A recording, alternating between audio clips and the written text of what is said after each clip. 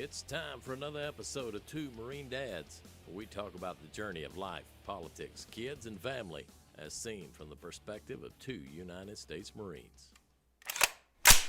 All right, guys, welcome back to another episode of Two Marine Dads. Now, tonight we're going to go over something I like to talk about that I just recently kind of just dug my teeth into so I can understand, and that's cryptocurrency world, all right?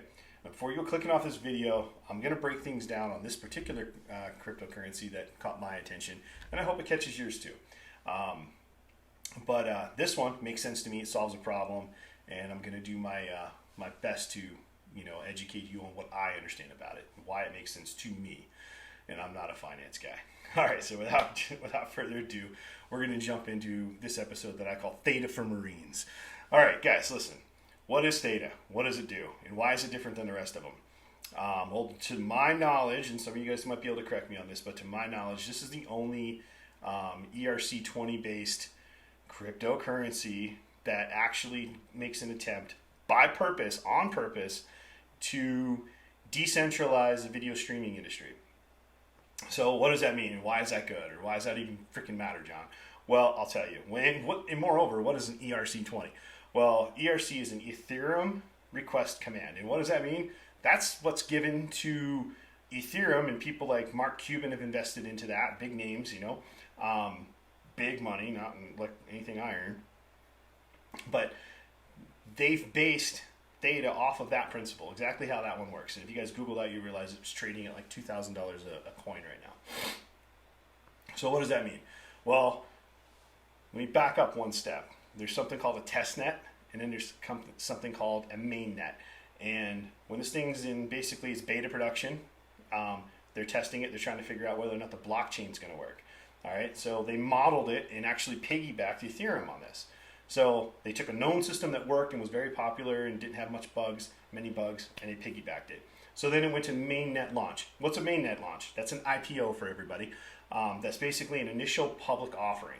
It's not exact, but that's as close to it as I can come to putting it into business terms. It's basically an initial public offering. It offers the public access to it, and you can use it, and you can purchase it. And at the time, I guess that was 2020 when it did its first mainnet or IPO launch. All right, so recently it went through a second IPO launch, and it just increased exponentially. They brought in the concept of Tfule, which I'll explain here in a few minutes. And this thing really kind of took off. So it deconnected from Ethereum and made its own native blockchain. Well, what's a native blockchain? Well, that means this chain of commands, or this chain of network of secured information, bounces off its own network. It doesn't need Ethereum anymore. And it's its own company. It's its own coin. All right? So putting it in layman's terms, a blockchain, and oh my God, that's a scary word. What is that? It's the internet. Okay, it's a network of computers that basically says yes, this is true, or no, it's not. And it takes 1,000, or it takes 10,000 computers to tell it, yep, this line of code is legit. So what, guys? Back up one more step. What was the internet invented for? The internet was invented so if the USSR bombed the United States, we would still be able to communicate and get our military and our personnel, and our civilians out of harm's way, right? So if you took out New York, and that's where all the phone lines came through, or you took out Houston, and that's where all the phone lines came through, the information would be able to bounce off of so many different servers, you'd still be able to communicate from Washington, D.C. to Hawaii or to Alaska, because you had so many avenues, you wouldn't be able to take the whole network down. You could take down different spots, but the system was basically uncollapsible. That's this. This is the internet. Now, I don't want to call it nuke-proof because that's just dumb, but it is incredibly, incredibly, incredibly difficult for somebody to hack. If you were to make a bad coin, there's 1,100 computers all saying that's a bad coin, and then the system rejects it. Or if someone tries to come after your currency, for instance, the system will reject that because it's not validated by the rest of the validation nodes. And what is a node? A node is basically a computer.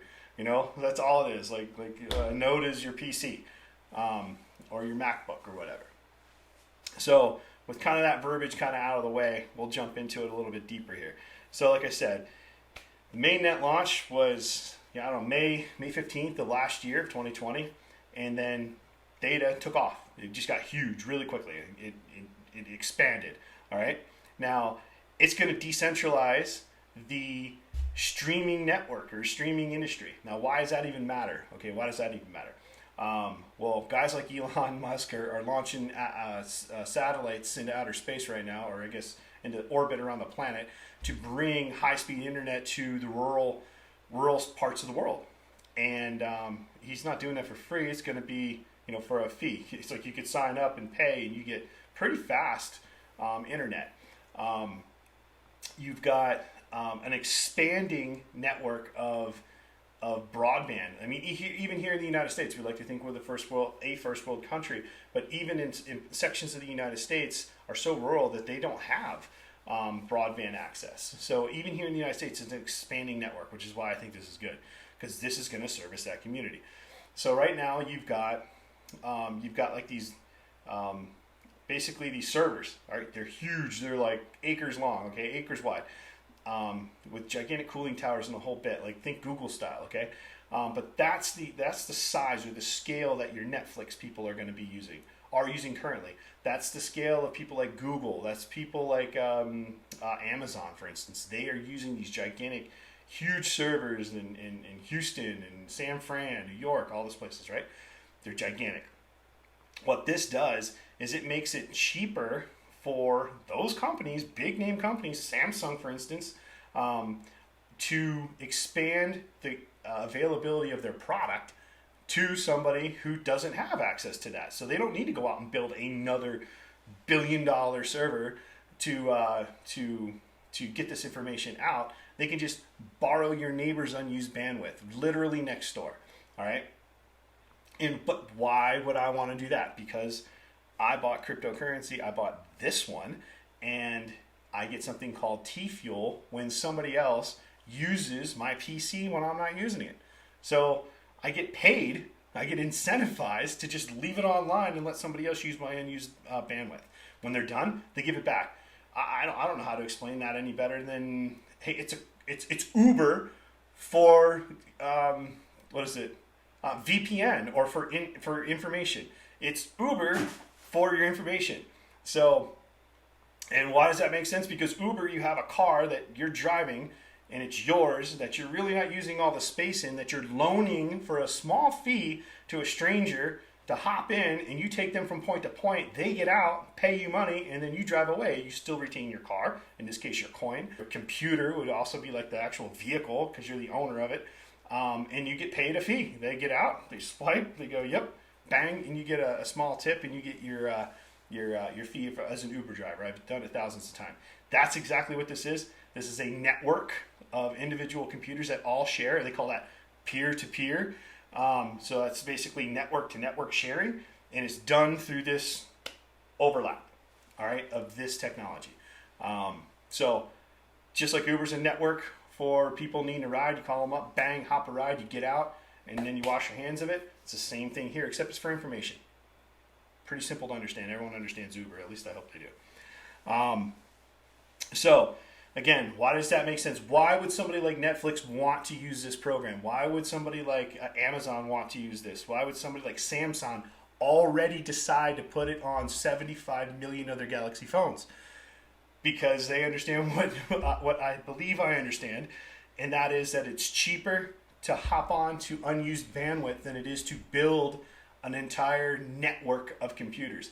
And then why is that better for the consumer? How does that help me as John Doerr, the guy who wants to watch Game of Thrones so he can watch Khaleesi jump around the screen? I mean, so he can watch sword fights. It's because there is a bottleneck, and the bottleneck is the availability of your ISP or your internet service provider. So when everybody's at home and they're all watching TV at the same time, your information slows down. Or after everyone comes home from work and they flip on their TV, everybody's streaming, your information availability slows down. So if you test your internet, you'll find that it's either faster and it's slower sometimes.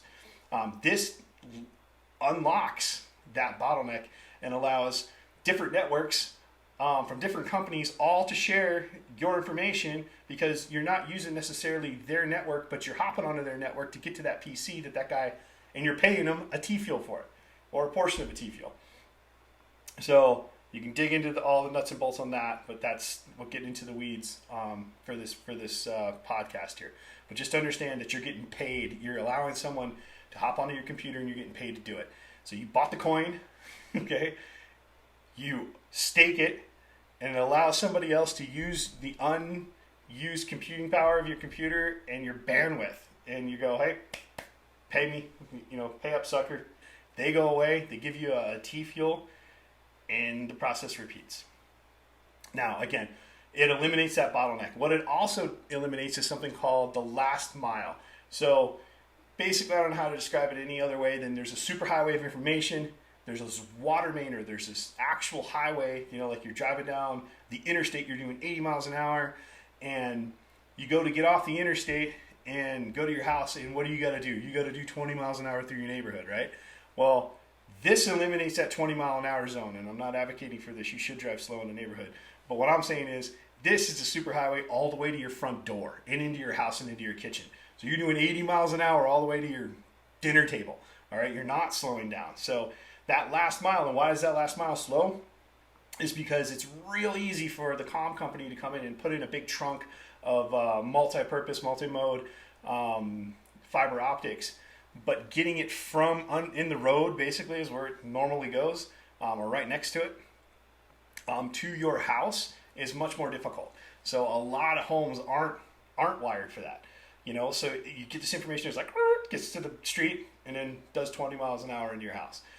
So what this does is it lends itself to eliminating that last mile bottleneck, that last mile where everything slows down, So that's what it does. It uses your neighbor's network. It uses your network. It uses the guy in the county over from you network to be able to get you that information fast. So again, I don't know how to explain it.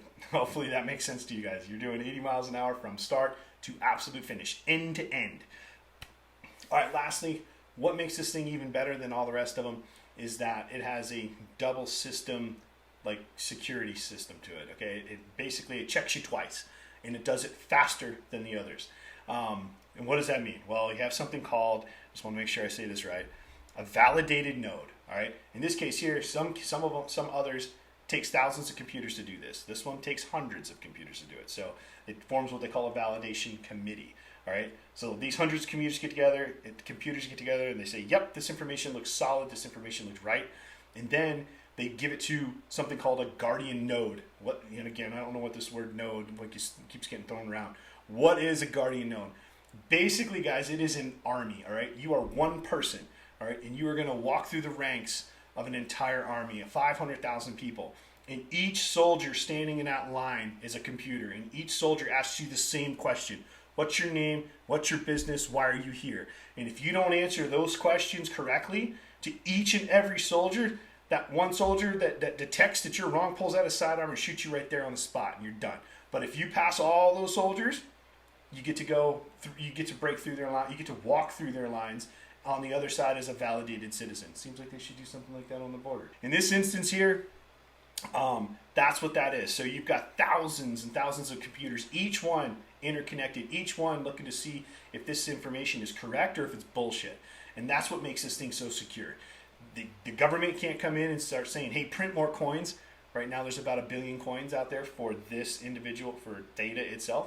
The government can't come in and mandate what's going to happen. They can't come in and they can't kill it, because if they shut down one section, every other computer literally on the globe will come back to life and make sure that the information and the currency goes back and forth. So your governor can't shut this thing down and tell you to go out of business, that you can't share your computer or stuff like that. Again, like 9/11 couldn't happen to this, and I know it's a terrible tragedy for a lot of people. The fact that they flew 2 airplanes into the World Trade Center and shut down the economy hard like that cannot happen. Well, I won't say it cannot happen. It would be much, much, much more difficult for an outside force like a terrorist organization or a foreign government or something like this to shut this down. So that's what makes it so appealing to me, is that if it would have happened, if 9/11 would have happened to this, they would have taken out one group of servers. The rest of the servers would have been there to restore order and make sure the information and the currency went back and forth.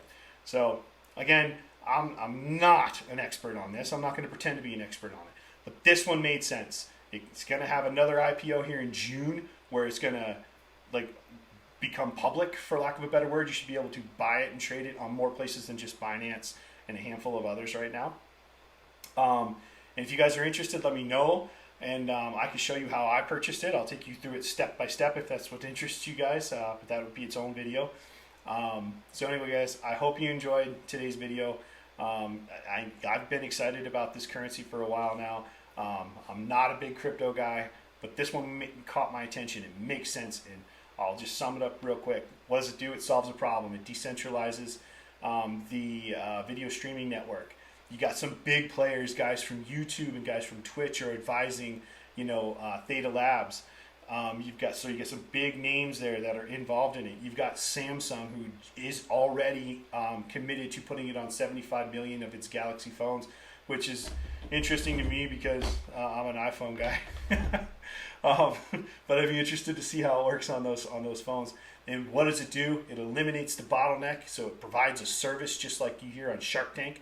It provides a service to the community. It's basically Uber, but for information. You get out, you get paid, and then you get to keep your PC, you get to keep your internet bandwidth when you're not using it, when you don't want to drive, basically. And again, there's a double tier to its security. You have your validation node committee, which makes it faster than the others, and you have an increased network of guardian nodes. And again, that's the army. That's each soldier asking you a question. Boom, boom, boom, boom, boom. And if one soldier decides you're not right, you're counterfeit, you're not a citizen, you don't belong, and you don't belong where you say you are, bang, he eliminates you, and the system maintains. So all that's there is to serve the big companies, to get their information to you faster, to get better quality information to you, and to give you 4K, actual 4K, to give you actual 8K, and whatever's coming after that. Those are the two biggest ones I'm aware of. I can't get 4K here in Montana where I'm at, so this will lend itself to providing me that high resolution streaming service. So guys, I hope this made sense to you. I tried to break it down into bite-sized pieces that made sense to me, to you guys. I'm not going to tell you to go out and spend money on this thing. I can tell you I did. Not a lot of money. I have 3 kids and a mortgage, guys. But I got excited about this because it made sense, unlike the 100 or whatever other ones. All right. This one made perfect sense to me. So anyway, without further ado, I'll wish you guys a good night. And as always, Semper Fi. Bye.